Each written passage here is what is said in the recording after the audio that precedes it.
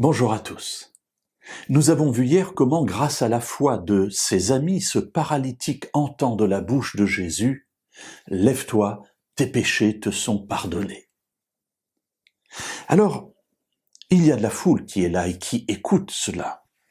Nous sommes dans l'Évangile selon Marc, au chapitre 2, et à partir du verset 6, il y a là quelques scribes, quelques hommes de la loi, des gens qui sont férus de théologie et qui entendent la parole de Jésus.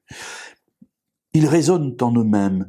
Comment celui-là parle-t-il ainsi? Il blasphème. Qui peut pardonner les péchés, si ce n'est Dieu seul? Voilà la question qui est posée, et peut-être n'ont-ils pas tort dans ce raisonnement.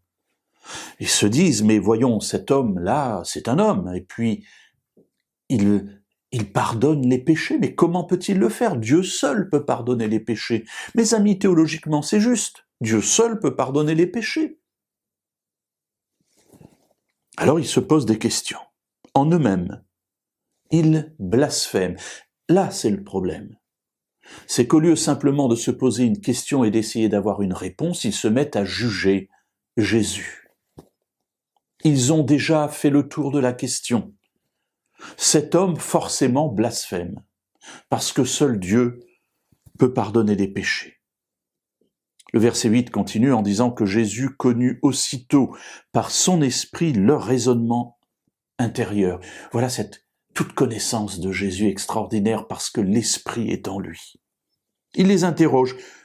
Pourquoi faites-vous de tels raisonnements dans vos cœurs? Qu'est-il plus facile de dire au paralytique tes péchés sont pardonnés, ou de dire « Lève-toi, prends ton lit et marche ». Jésus, à son tour, leur adresse une question. Pourquoi faites-vous de tels raisonnements dans votre cœur?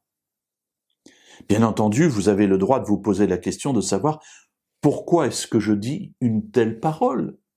Mais pourquoi ensuite portez-vous un jugement contre moi? Cette parole me touche.